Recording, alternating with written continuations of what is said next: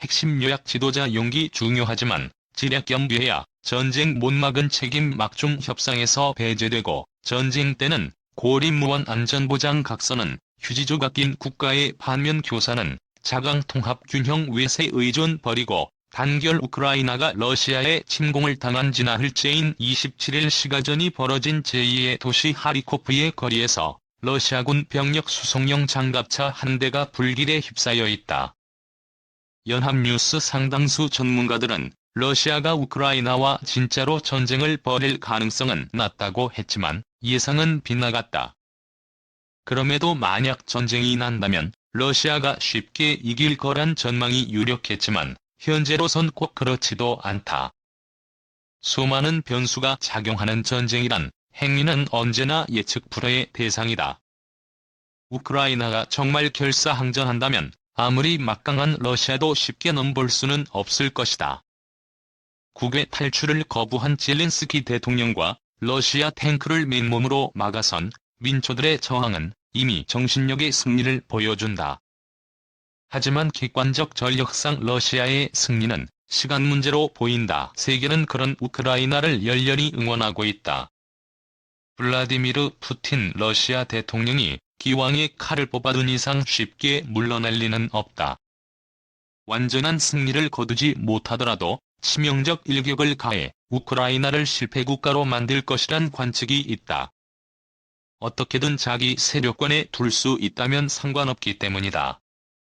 이럴 경우 우크라이나인들의 용기와 희생도 헛된 것이 되고 오히려 참극만 키울 수 있다. 설령 러시아를 어렵사리 격퇴한다 해도 영광보다 상처가 더 크다. 전쟁에서 이기는 것보다 전쟁 자체를 피하는 게 최상의 전략임을 되새기게 하는 대목이다. 지도자 용기 중요하지만 지략 겸비해야 전쟁 못 막은 책임 막중 국가 지도자의 용기는 중요한 덕목이지만 지혜와 지략이 없다면 의미가 없다. 그런 점에서 젤렌스키는 전쟁 승패를 떠나 상황을 이 지경으로 이끈 책임이 크다. 그는 러시아의 침공이 임박했다는 서방의 경고를 거듭 무시했다. 러시아가 국경에 10만 병력을 배치했음에도 이전에도 그랬다는 식으로 반응했다. 정세 판단 미숙은 최소한의 대비조차 못하게 했다. 러시아군이 불과 9시간 만에 수도 키예프 근처까지 육박한 사실이 이를 뒷받침한다. 야당은 대통령이 지지율 하락을 우려해 불안감 잠재우기에만 급급하다며 끊임없이 경고음을 냈지만 허사였다. 볼로디미르 젤렌스키 우크라이나 대통령이 27일 수도 키예프에서 동영상을 통해 연설하는 모습. 연합뉴스 처음부터 전쟁을 피할 기회가 없었던 것도 아니다. 서방과 러시아의 입장이 좁혀질 수 없는 성격이란 판단이 섰다면 핀란드와 같은 중립화 방안을 써서라도 어떻게든 참화를 막았어야 했다. 그러나 젤렌스키는 강경 여론에 밀려 별 대책도 없이 시간을 허비했다. 진정 용기가 필요했던 순간은 그렇게 지나갔다. 우크라이나의 가장 큰 비극은 자신의 운명을 서방과 러시아의 협상에 내맡긴 순간 비롯됐다. 올 초부터 우크라이나 문제를 다루는 국제 협상이 줄줄이 열렸지만 정작 당사자는 끼지 못했다. 막상 전쟁이 발발했을 때는 믿었던 서방의 지원은 실망스러웠고 고립무원에 빠졌다. 서방은 절박한 군사 지원 대신 경제 제재에 나섰지만 화급한 불을 끌 수는 없다.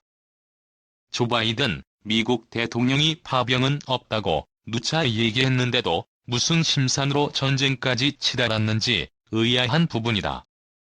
협상에서 배제되고 전쟁 때는 고립무원 안전보장 각서는 휴지 조각. 지난 28일 서울 중구 주한 러시아 대사관 앞에서 열린 러시아의 우크라이나 침공 중단, 평화적 해결 촉구 시민사회 공동기자회견에 참석한 제한 우크라이나인이 국기를 흔들고 있다.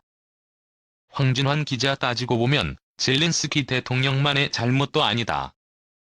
우크라이나는 1991년 독립 이후 30여 년의 기회가 있었지만 성공적인 발전 전략을 세우지 못했다. 독립 초기 우크라이나는 소련에서 승계한 핵탄두 4천여 개를 필두로 세계 3위의 핵 강국이었다. 비옥하고 광활한 토지와 대규모 중공업 단지 등 산업 여건도 결코 나쁘지 않았다.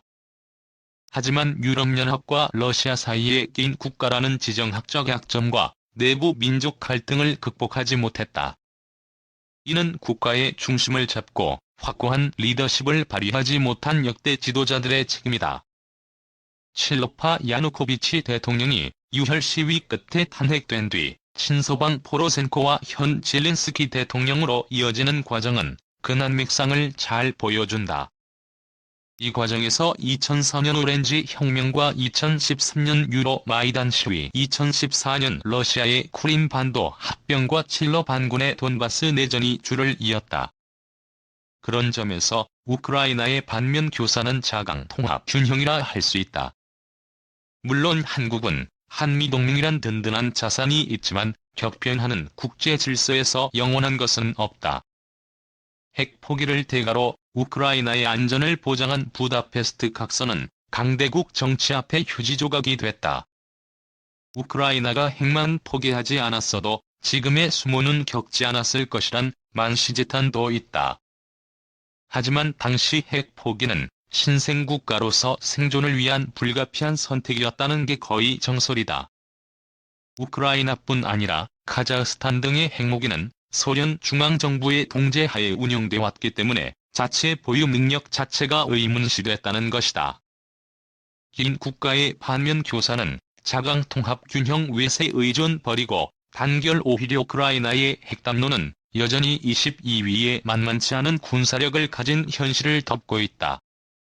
캐나다가 23위, 폴란드가 24위, 북한은 32위인 점으로 볼 때 재래식 군사력도 잘만 활용한다면 방어하는 입장에선 누구와도 해볼 만하다. 친서방과 칠로파로 나뉜 우크라이나의 분열은 통합의 승수 효과에 걸림돌이 됐을 뿐 아니라 외부 세력과의 균형점을 잡는 것도 방해했다. 비록 강대국 사이에 끼어 있더라도 단결된 힘으로 자주권을 지켜온 역사적 사례는 적지 않다.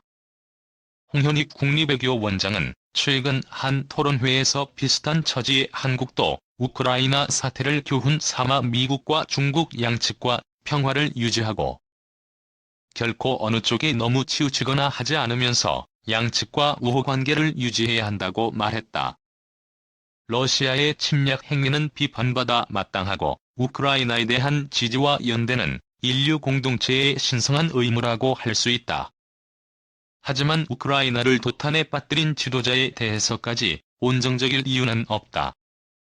국제 정치의 냉정함을 망각한다면 우크라이나의 진짜 교훈을 놓칠지 모른다.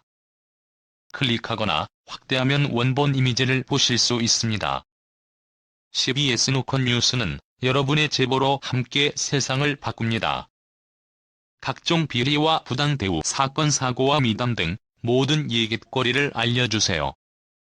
이메일 nakotnoz@cbs.co.kr 카카오톡 노컷뉴스 CBS 노컷뉴스 홍재표 기자 엔터앱 cbs.co.kr 저작권자 시 CBS 노컷뉴스 무단 전제 및 재배포 금지